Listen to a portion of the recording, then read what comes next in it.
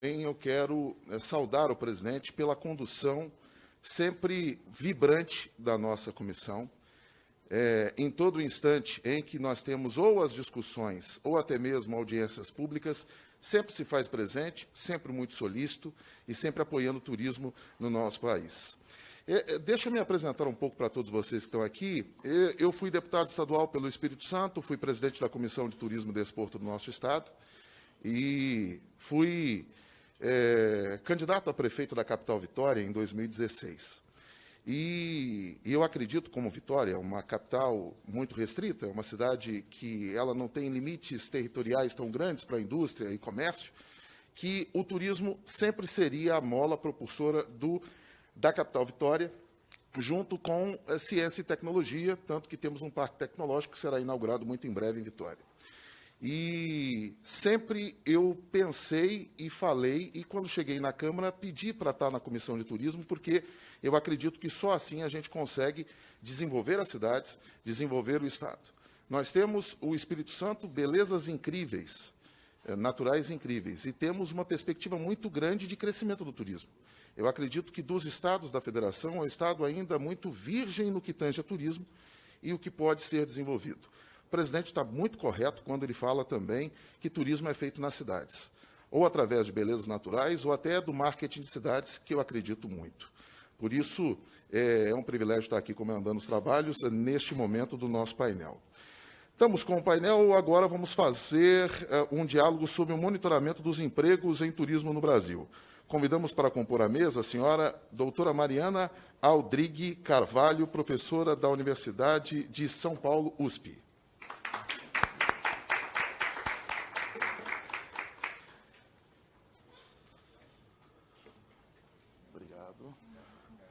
Obrigado pela presença, doutora. Também eu convido o senhor Leonardo Seabra, do Sistema de Inteligência Turística do Rio Grande do Norte.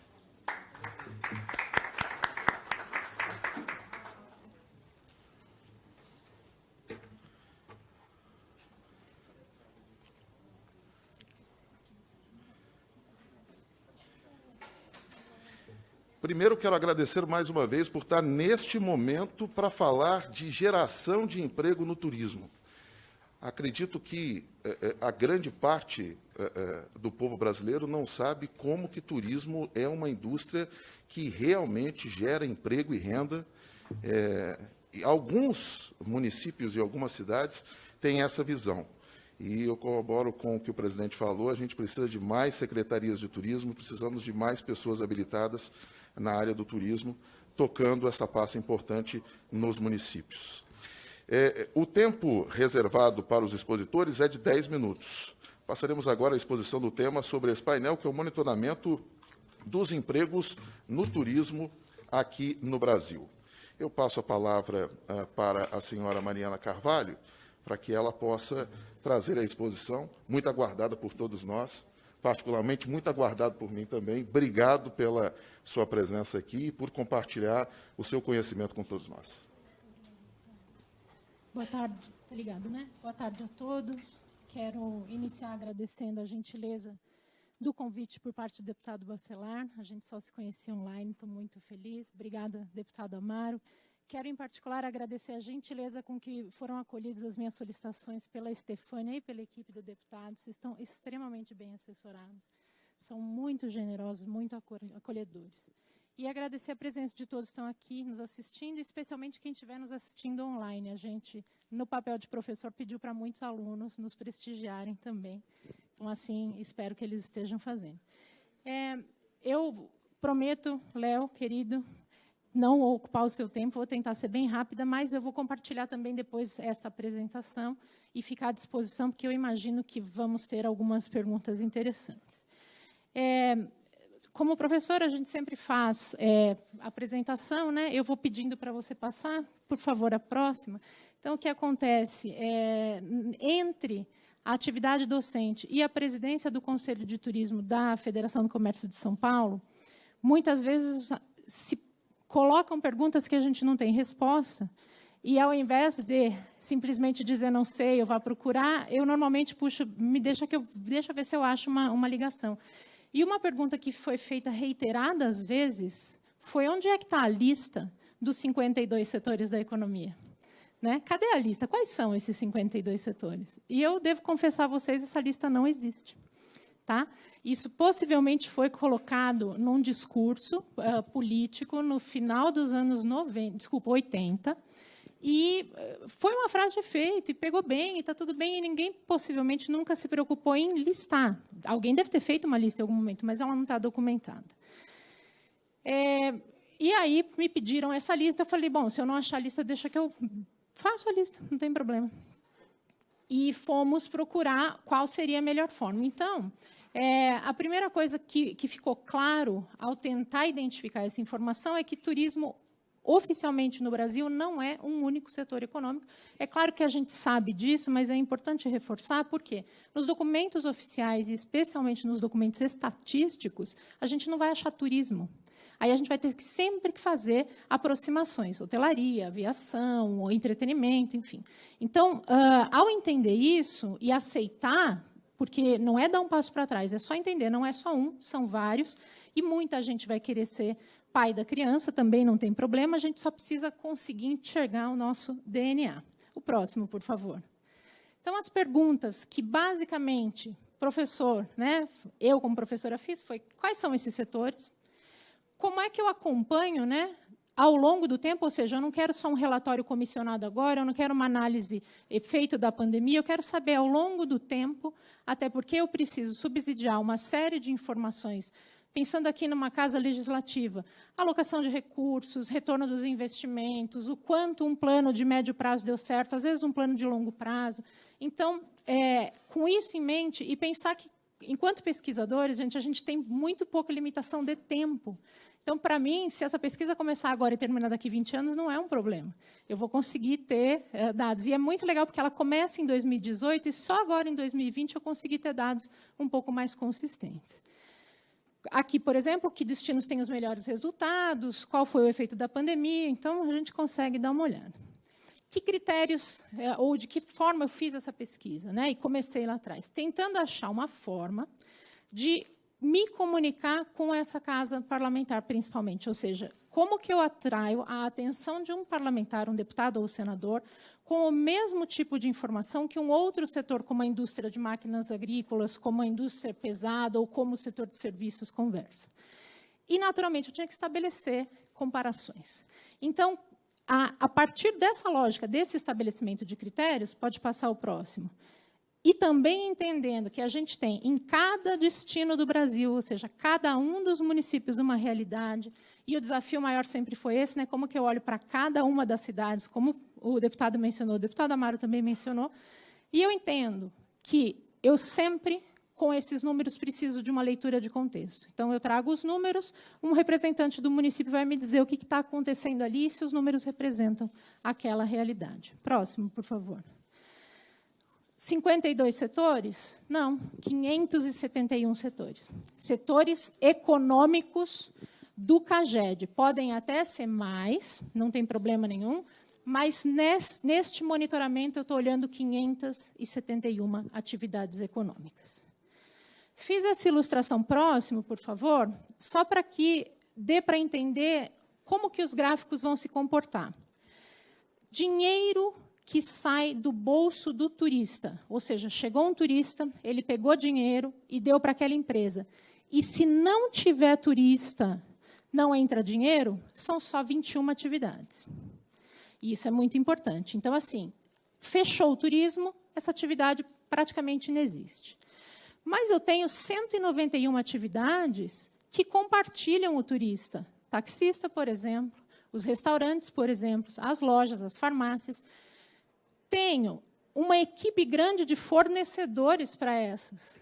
E, naturalmente, hoje de manhã, conversando com o pessoal da locação de carro, eu tenho setores que são aquecidos porque o turismo se aquece. Quanto mais gente querendo alugar carro agora, o pessoal das locadoras querendo comprar carro. Então, o emprego lá da montadora, de alguma forma, tem um aquecimento. Em que proporção? Aí está aqui à direita da tela. Tudo que é direto do turismo, eu peguei 100%, são informações nossas. O que é compartilhado, eu fiz uma estimativa de 10%, que para cidades grandes ela é exagerada. mas vocês vão me entender por quê. A gente tem poucas cidades grandes. Então, quando a gente foi fazendo os ajustes finos, esse valor é muito próximo da realidade nas cidades pequenas. 10% da mão de obra. 1% no impacto indireto e 0,5% no impacto aquecido. Então, eu fui muito conservadora no impacto, muito mesmo, até para não correr o risco de ter alguém me falando, não, você está se apropriando do nosso setor. Eu só quero mostrar onde ele está indo. E os nomes que eu dei não são muito difíceis e eram alinhados ao WTTC, o Conselho Mundial de Viagens e Turismo. Atividades diretas, atividades compartilhadas, atividades indiretas e atividades aquecidas. Então, juntas, 571, mas se a gente quiser ficar só no direto e compartilhado para não ficar muito, são 212. Já são 4 vezes mais que as 52. Né? Que fundamentos? E, para isso, eu noto desde ontem, nas conversas que a gente teve, nem sempre é fácil, mas é um convite que eu faço, a gente, primeiro, aceitar que a atividade é transversal e não está aqui, mas é uma atividade secundária. Ai, professora, não, tem que ser primária. Aceita que a gente é secundário, porque eu olho para quem é primário no município e vou ver o que o turismo está fazendo para levar essa atividade junto. Né? Assumir esse índice moderado de compartilhamento, então as atividades não são exclusivas, e eu consigo, no monitor que está construído, e por que eu chamo de monitor? Ele é um Power BI, ele não está publicado ainda, mas qualquer pessoa vai poder acessar e conseguir ver dado a qualquer momento. E eu consigo desagregar e fazer as comparações que forem demandadas. Aqui estão as comparações, no próximo slide. Então, eu comparo só com a agricultura, com a indústria, com a construção, e posso comparar também com as ACTs, é uma sigla que todo mundo conhece, que são aquelas 56 atividades do IBGE, até porque, para fins de validação posterior, eu tenho que olhar um outro dado e ver se eu estou me comportando adequadamente. Pois bem, então aqui está, desculpem, a visualização ela é difícil, mas é o nosso material de trabalho. Esta é a informação dos empregos com carteira assinada no turismo, no Brasil, em 2020. A linha que está em verde, em cima, mostra a flutuação dos nossos empregos, e a gente tem, claro, o mês de abril de 2020 como o pior da história. Eu puxei o destaque para o saldo, por quê? A gente tem menos 114.801 vagas formais, mas olhem bem no pequenininho em azul, que são os empregos diretos, 87 mil dos empregos diretos e exclusivos do turismo. Então, a gente, de fato, perdeu muito. Né? E perdeu com treinamento, perdeu com qualificação, perdeu de um jeito que não é tão rápido recuperar no sentido do investimento desta formação. Próximo, por favor. Passou? Pois bem. Ontem saíram os dados do CAGED, consegui atualizar a tempo, então que bom que eu fiquei para hoje, né? Já são dados referentes até agosto de 2021.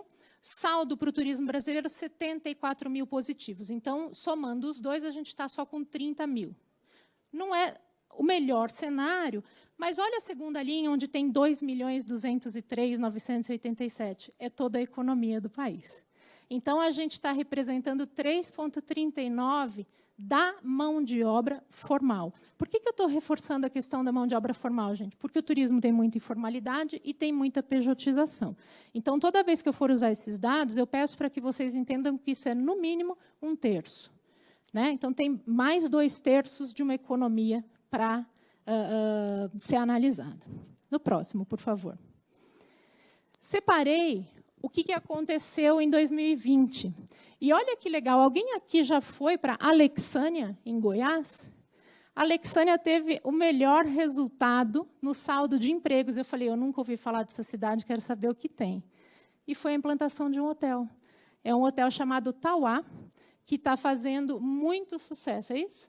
Né? E gerou muitos empregos formais em 2020, ativou a geração de empregos também em outros setores, e não é uma cidade que termina o ano muito bem. Você vê que o saldo da cidade é lá de 53, total, mas só em turismo direto, 144. Agora, vamos olhando as que estão embaixo. São Gonçalo do Amarante é turística, Porto das Pedras é turística, Antônio Carlos é uma cidade industrial. Cascavel, no Ceará, é turística. Limeira, curiosamente, a minha cidade, e a da deputada Magda, que estava aqui, né? Limeira não é turística, tá? E eu não consegui entender direito o que foi, mas é uma cidade que trabalha com folhados e semijoias, além de uma parte de metal mecânica, e teve muita gente que consumiu folhados para revender na pandemia. Então, possivelmente, uma estrutura de hospedagem de vendedores levou a essa possibilidade. E depois a gente também vai ver que uma característica muito comum entre esses municípios aqui com bons resultados em 2020 é a presença de casa de aluguel. Então, é um tema polêmico, eu sei, mas quando a gente não tem uma estrutura hoteleira clara, eu consigo perceber se esta visitação está gerando emprego em outros lugares. Próximo, por favor. Dados já de 2021, aí a gente começa a ver o que é o nosso tradicional turismo recuperando, e o Rio de Janeiro está liderando, especialmente por conta dos dados de julho e agosto. Muitas das praias, né, olha Porto Seguro, deputado em terceiro, Porto Seguro sofreu muito ao longo dos 18 meses de pandemia, muito abalo na força de trabalho, e a gente tem, então, outras cidades se posicionando. E aí, o que eu, de fato, tenho a oferecer para todos, eu tentei pedir ao deputado que me sugerisse, eu peguei quadros específicos de algumas cidades que estão representadas. Então, este é o quadro de Brasília. Brasília está com um saldo positivo, 2021, 743, com crescimento estável. Né? Só o mês de março de 2020 que teve números negativos. Ah, só esqueci de mencionar antes, a curva que está em azul embaixo são as ACTs. Então, notem que ela se compara, ela tem o mesmo movimento da curva verde. A próxima é para o deputado Amaro, Vitória. Ops, não apareceu Vitória. Opa, então, deputado Bacelar, perdão.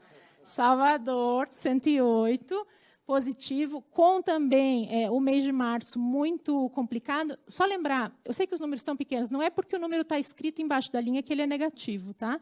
A partir de março, os números estão ali bastante interessantes. E Salvador, atenção para a porcentagem, da geração de emprego total do ano, 23% no turismo na cidade. Então, ainda que o turismo de negócios não volte, ou não tenha voltado, eu tenho uma expressão clara. Né? Próximo é Vitória, deputado, perdão. Agora sim. Onde a gente está ali, é mais fácil, talvez, o senhor ver aqui. Onde está a minha imagem, está tampando o saldo do senhor. Mas, enfim, de qualquer forma, 12,79 em Vitória. Uma cidade também que tem uma dependência muito importante do turismo de negócios. A próxima é Natal, um presente aqui para o Léo, né, 10%, mas Natal, olhem no gráfico, já vem consistentemente desde setembro, com uma geração e com pouca perda ao longo do ano. Depois, Fortaleza, 7,76%. Ah, sim, me perdoa, eu volto depois numa imagem, mas eu esqueci de mencionar que no canto esquerdo, onde tem estoque, aquilo é o total de empregados, ou seja, que não foram alvos da demissão. Então, quanto aquilo representa na economia do município, que talvez não tenha sido afetado pela pandemia. E a próxima, por favor, Belo Horizonte, 5,19%. Né? Qualquer cidade do Brasil está nesse monitoramento, qualquer tamanho. Se as informações constam do CAGED, elas são automaticamente lidas aqui. Próxima, São Paulo. Né? São Paulo, destaque para o fato de que a gente tem uma grande geração de empregos, mas ainda pouco no turismo direto. O número de 2.651, quase que a totalidade é compartilhado, e vai demorar. A gente não está com uma visão clara da recuperação na cidade de São Paulo, embora ela certamente vai vir, mas as cidades que têm, pelo menos, dupla vocação, né, conseguem olhar para a praia, conseguem mudar um pouco, vão ter um resultado melhor. E, finalmente, para encerrar, não sei se eu já estourei o meu tempo, eu tenho, claro, muitas restrições ainda nessa análise, ela está só em cima do CAGED, muitos dos economistas criticam como a base foi alterada, a gente não consegue voltar para antes de janeiro de 2020, mas é uma informação, ou seja, é um farol. Assim que for possível, a gente vai trazer os dados da PNAD para poder comparar com o desemprego. Né? Há, de fato, um desemprego grande e houve uma mobilidade.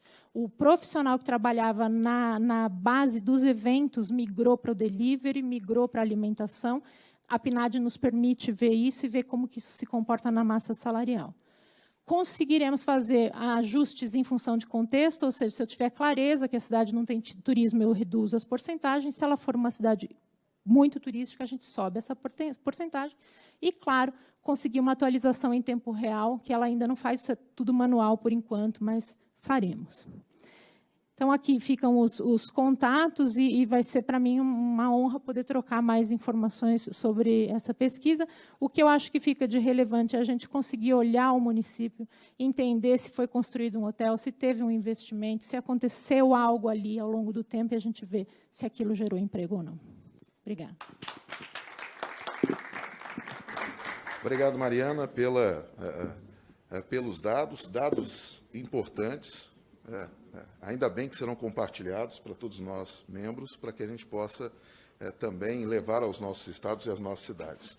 E lembre-se, nós temos uma demanda reprimida incrível do turismo agora, quando voltar à atividade econômica para o próximo ano, teremos, assim, um crescimento exorbitante de oportunidades no turismo. Agora eu passo para o Leonardo Seabra, para que ele possa também fazer a sua exposição neste nosso painel. Boa tarde. Obrigado pela presença. Boa tarde. Primeiramente, agradecendo o convite da Comissão de Turismo, presidente da comissão, deputado Bacelar, a professora Mariana Rodrigues pela generosidade, convidar para compor a mesa junto com ela, é uma honra. E, enfim, eu vou apenas colocar alguns comentários aqui de reforço da importância do monitoramento desses dados, e até com base um pouco da nossa experiência no estado do Rio Grande do Norte. Nós estamos desenvolvendo um trabalho que consiste em monitorar o turismo como um todo, em diversos aspectos, como, por exemplo, o fluxo aéreo, o perfil de visitação, como você tem uma espécie de painel que você consegue acompanhar diversos indicadores. E, nesse sentido, o emprego é um indicador de grande importância como um termômetro da atividade econômica, né? Em especial o turismo. Pensar num estado como o nosso, em que o turismo tem uma importância bastante relevante para a geração de renda, emprego, então acompanhá-lo é de importância estratégica para o desenvolvimento de políticas públicas, entender, né? Ele nos dá pistas sobre esse desempenho. Então, para começar, eu queria elencar alguns pontos, né? A importância de monitorar esses empregos. A análise econômica, a análise social e, novamente, o processo de desenvolvimento e gestão das políticas públicas. É importante o que a professora Mariana traz quando vem com esse mapeamento de setores que estão entrelaçados no turismo. Eu acho que durante a pandemia isso ficou ainda mais evidente, porque em algumas regiões não houve uma restrição, um lockdown, digamos assim, que impeça as atividades de acontecerem. Mas a gente percebe que com a restrição de oferta de alguns segmentos, outros praticamente pararam de existir, né? Porque você pode ter até o transporte para se locomover, o hotel está aberto, mas se não tem nem demanda, você não tem fornecimento de insumos para algumas cadeias, você não tem as pessoas que trabalham no receptivo, por exemplo, e diversos outros setores. Então, nos deu uma dimensão, né, que o turismo ele impacta de uma forma transversal diversas cadeias produtivas.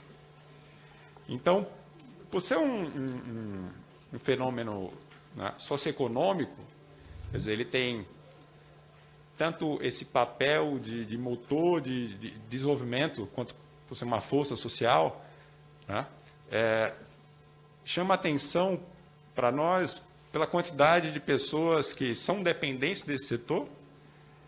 Em alguns destinos trouxe uma certa dificuldade, inclusive econômica, devido à sua sobrevivência e à dependência dessas atividades. Portanto, se a gente observar a curva do saldo de empregos no nosso estado, por exemplo, a gente tem uma queda brusca naqueles meses, né, que teve a eclosão da pandemia, e hoje, com a retomada, que foi iniciada mais ou menos em setembro de 2020, temos aí uma sequência positiva desde então, tá?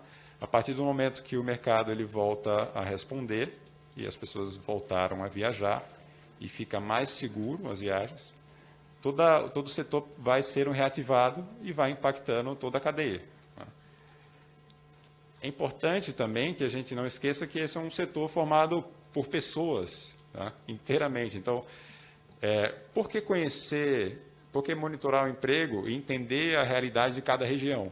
Porque existe também o aspecto da sazonalidade, a maturidade de alguns destinos, a complexidade de algumas cadeias, como, por exemplo, cadeias produtivas, por exemplo, o estado de São Paulo e o estado do Rio Grande do Norte têm perfis completamente distintos. Você tem ali o turismo corporativo muito mais forte em São Paulo, o turismo de lazer em nossa região, principalmente na região Nordeste.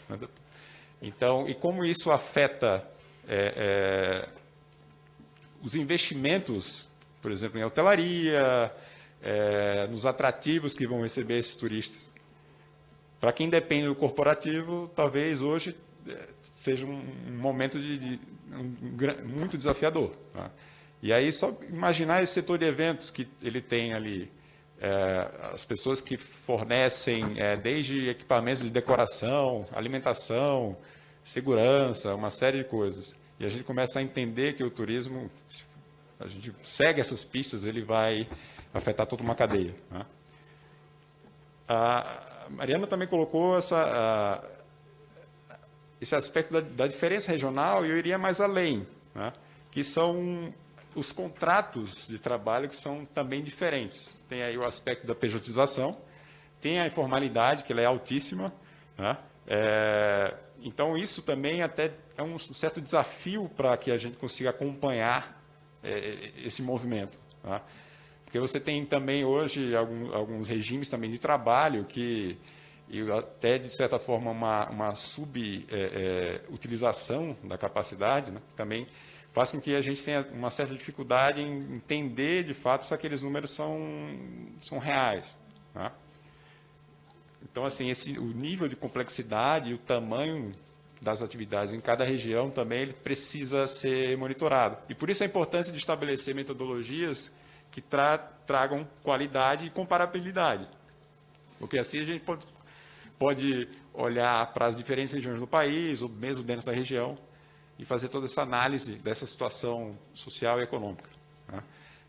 E aí, novamente, eu volto para aquela tecla. Você ter esse termômetro do emprego auxilia a entender se a atividade está aquecida, se há investimentos novos. Tá? Até arrisco a dizer que, no caso do nosso estado e alguns do Nordeste, isso também se deve ao fato de que estão chegando algumas redes hoteleiras, né? Um investimento que, felizmente, tem acontecido, apesar da pandemia. A gente observa o surgimento de novos players nesse mercado, e aí ele contribui para a geração de emprego e mais renda para essa região. Né? E por isso é tão fundamental que a gente siga acompanhando por meio desse termômetro. Então, o foco disso ele pode ser justificado ainda, né, pelo fato de que o turismo está amadurecendo ainda mais. Então, hoje, a gente tem uma realidade bem diferente que tinha 10, 20 anos atrás, até porque o mercado consumidor também está se transformando. E estão surgindo outros modelos de negócio também, outros tipos de empresas e players aí com outras regras, tá? Outros formatos de trabalho, né? Com uma certa autonomia, alguns trabalhadores migrando também com essa uberização, né, que a gente chama da economia, né, migrando para esses formatos também. E isso também precisa ser acompanhado. Tá? Então, quando a gente aumenta a qualidade e comparabilidade dessas estatísticas, a gente consegue melhorar significativamente o monitoramento. Portanto, essa proposta, diria até de forma respeitosa, mais ousada da professora Mariana, ela é uma provocação importante para que a gente consiga, porque ela nos guia desde desse núcleo dessas atividades mais centrais, que são as mais evidentes, até essas que estão, vamos dizer, mais à margem, né, na periferia delas, mas que a gente percebe uma clara relação de que quando essa atividade tão importante, ela está em movimento, né, seja uma oscilação positiva em aquecimento, ou seja, um movimento como esse, infelizmente, que aconteceu por conta da crise, né, ela caminha para trás, como é que ela afeta uma série de outros segmentos? E a importância, então, de protegê-la e buscar alguns mecanismos, né, para preservar empregos, né, e, consequentemente, preservar a renda de milhões de brasileiros, né, que são dependentes dessa atividade. Bom, para encerrar, né, gostaria até de parabenizar a professora pela pesquisa, por esses estudos, né, que são de grande importância, e porque um dos desafios nossos na gestão do turismo é justamente a utilização de dados, né. A gente iniciou um trabalho no Rio Grande do Norte, que hoje é o único no Nordeste, e que a gente sabe que Santa Catarina já desenvolve um trabalho muito interessante, o estado de São Paulo também, mas a nossa intenção, na verdade, é provocar para que os outros estados também desenvolvam seus próprios sistemas de monitoramento, não só de emprego, mas de fluxo, de receita, né? E quem sabe adiante a gente possa trabalhar até de forma integrada, porque ao gerar inteligência e essa troca de informação e troca de dados, nós vamos conseguir ser mais assertivos nas nossas tomadas de decisão, no nosso planejamento, entender as necessidades da nossa economia, desse setor. Muito obrigado.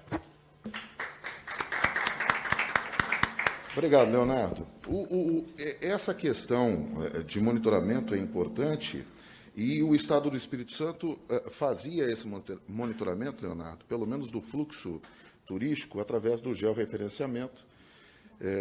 Na época em que eu estava presidindo a Comissão de Turismo e Desporto da Assembleia Legislativa do Espírito Santo, numa audiência pública, o secretário à época trouxe esses dados que mostram que o turista, pelo menos no Espírito Santo, é o que está mais próximo. É o de Minas, é o de Goiás, é o de Brasília, é o de São Paulo, é o do Rio e da Bahia. Vamos agora para as perguntas. Eu gostaria de fazer uma pergunta primeiro para a professora, doutora Mariana. Dessas 571 atividades econômicas, uma cidade média e que tem a vocação do turismo, ela teria essas 571 atividades? Não. O mais interessante de agora a gente ter disponível uma tecnologia como a do Power BI eu olho para 1.329 atividades, vejo qual dessas cabem nas 571 e estão registradas naquele município. Então, numa cidade que a gente tenha cerca de, vamos pensar, 60 mil habitantes e com uma economia relativamente diversificada, pelo menos metade eu vou perceber. Eu vou perceber, no mínimo, a metade daquelas 20 específicas de turismo, quase todas as compartilhadas, porque são da sobrevivência da cidade, então é padaria, farmácia, táxi, etc., e as indiretas e aquecidas não, porque normalmente elas são mais industriais e elas vão se afastando dessas cidades turísticas. Mesmo uma cidade turística, 100% turística, não tem as 571. Compreendo.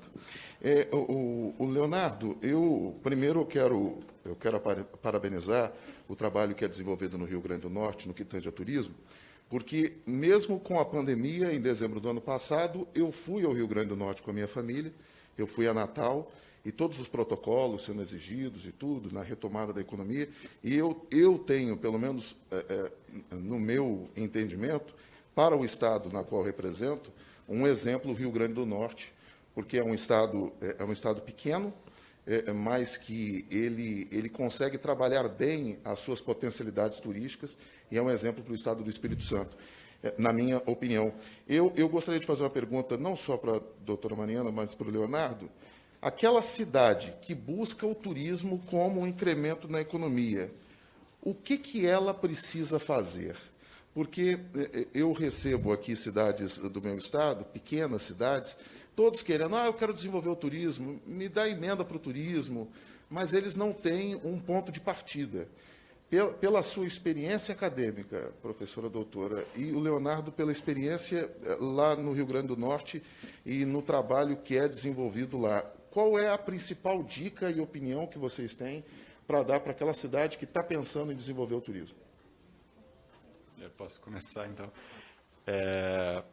Deputado Amaro Neto, tem uma um dado, né, que vem do ranking que é feito pelo Fórum Econômico Mundial, sobre a competitividade, o índice de competitividade dos países. E o Brasil costuma figurar como com as notas mais altas nesse índice em relação a recursos culturais e por conta do nosso patrimônio cultural, histórico, cultural e também natural. Porém, em outras dimensões que estão relacionadas à infraestrutura e ao desenvolvimento, ao produto em si, as nossas notas são mais baixas.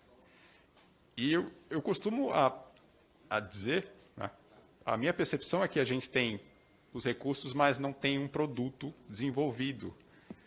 O que acontece, o Marcelo Pedroso acabou de falar sobre essa possibilidade de a gente fomentar mais o mercado chinês, mas às vezes falta o quê? Essa relação entre desenvolver o produto adequado àquele mercado. Então, respondendo à sua pergunta, deputado, é necessário entender as vocações desse destino, desse município, dessa região, para dali advir suas potencialidades, mas, antes de mais nada, saber desenvolver o produto. Tá? Que aí ele vai estar relacionado a toda a experiência de viagem. Né? E aí existe toda uma cadeia, né, por trás disso. Então, você tem a questão do transporte, o acesso a esse destino, o que é que ele está ofertando, novamente a questão do emprego, porque passa pela mão de obra, a qualificação dessa mão de obra também é importantíssima. E aí, nesse aspecto que o senhor mencionou a respeito da sua experiência no Rio Grande do Norte, tem a ver também com a nossa iniciativa de capacitar as pessoas em relação aos protocolos, não apenas comunicar a existência de um protocolo, mas a implantação passa pelas pessoas que estão na ponta trabalhando. Então, assim, a recomendação, né, o que eu diria é que, antes de se posicionar na vitrine do turismo, é necessário passar por um processo de desenvolvimento desses produtos. Né? Porque o turismo não é somente o recurso que está ali, né, o recurso natural, vamos dizer, como somos um país muito relacionado à questão dos recursos naturais, por exemplo, não é somente a cachoeira que você vai visitar e conhecer, mas qual a experiência que o visitante terá lá? É um lugar seguro? Terá informações para isso? Terá ponto de apoio? Quer dizer, passa novamente por tudo isso que estamos falando aqui, uma gama de serviços, até você chegar até essa experiência final. Então, é necessário fazer esse exercício até colocar esse destino na vitrine. A vantagem da gente ser professora é que a gente é paga para ficar lendo e aprendendo e ouvindo. E eu vou trazer 2 exemplos internacionais para responder a sua pergunta, deputado. O Canadá, em algumas das províncias, optou por não usar a verba de promoção dos destinos durante a pandemia e alocar em qualificação de mão de obra, enfim, foi uma decisão muito interessante, mas aí eles pensaram, mas o que a gente faz com a promoção enquanto isso? E aí eles criaram um sistema de monitoramento e perceberam qual era o conteúdo gerado pelo morador no seu tempo de desassossego ou de desafogar-se do confinamento. Então, as melhores fotos, com as melhores paisagens e com as declarações mais bonitas de amor pelas cidades que eles moram, vieram dos moradores andando de bicicleta, saindo de casa um pouco, que era um reencontro com a própria cidade. Então, isso foi usado e será material de campanha de algumas das províncias do Canadá. Isso para responder uma das questões. Como que eu digo para um prefeito ou um vereador, para ele avaliar se a cidade é turística ou o que é turístico? Eu preciso entender o que está levando as pessoas para aquele lugar e, se der, porque a gente tem inteligência para isso, monitorar essas informações em rede social. Na Austrália, eles, por um tempo, eles acompanharam as rotas dos carros alugados para ver se elas batiam com as rotas sugeridas pelas operadoras e guias de viagem. E não batem, eram rotas mais bonitas, eram rotas cênicas mais interessantes. E aí a promoção foi alterada em função da rota que os turistas faziam, com orientação de celular. Claro, olha, você está comparando a Austrália com o Brasil? Não, eu estou mostrando um aspecto de inspiração. E um último exemplo, que às vezes, o Brasil tem um histórico de esperar um modelo, de fazer X, né? Fiz isso, agora vem turismo. Então, cria um conselho de turismo, cria um fundo, faz tal. Não acontece, não é um botão. né? A gente olhou para Capitólio, em Minas Gerais, vale muito olhar o que foi essa cidade, o sucesso do turismo de fruição de água e qual vai ser o efeito da crise hídrica em tudo que foi estruturado lá. Então, Capitólio vai ser uma mosquinha para a gente prestar atenção. Mas se eu não tenho clareza de qual é a minha atratividade, seja para o lazer ou para negócios, aí a gente vai para o que o Greg Richards, que é um pesquisador de criatividade, fala de diferenciação. E o melhor exemplo para mim é uma estátua que faz o vento cantar. No norte do Reino Unido, um destino cinza, venta o tempo todo, não tem um dia que vale a pena ficar fora de casa, e um arquiteto foi convidado a pensar o que eu posso fazer. E ele montou uma estátua com tubulações metálicas de cilindros diversos. A cada minuto, a estátua faz uma música diferente. Então, toda a visitação de um lugar que não era atrativo foi construída em função de vamos dizer assim, de um esforço daquela prefeitura em entender que queria turismo. Até falei no começo da minha apresentação, uma cidade não é igual a outra, uma solução não vai ser a mesma para outra, não posso querer agora ter uma estátua de vento em cada cidade brasileira ou um piano de mar, não é isso. Mas é ser capaz de olhar com muito carinho para o que tem de muito típico, de muito específico, do que as pessoas valorizam naquele lugar, para deixar aquilo com uma grande identidade, porque eu também tenho que ter o morador como meu embaixador, para que ele possa falar e a gente querer ir, como, por exemplo, quando o Léo fala de Natal, e o Bruno fala de Natal, e todo mundo fala de Natal, a gente quer ir para Natal. E realmente, o turista acaba transformando-se no embaixador de determinado local. E, às vezes, é a população local que frequenta determinada área que cria demanda para determinada região, e nada melhor do que o gestor estar atento, não só o empreendedor, para poder empreender com uma gama de serviços, como o gestor está atento para conseguir dar condição para que isso possa ser implementado. Eu quero agradecer a presença da doutora Mariana Carvalho pela sua exposição, pelos números apresentados, pedir para que esses números possam ser compartilhados com todos nós, porque é importante, e também o Leonardo Seabra também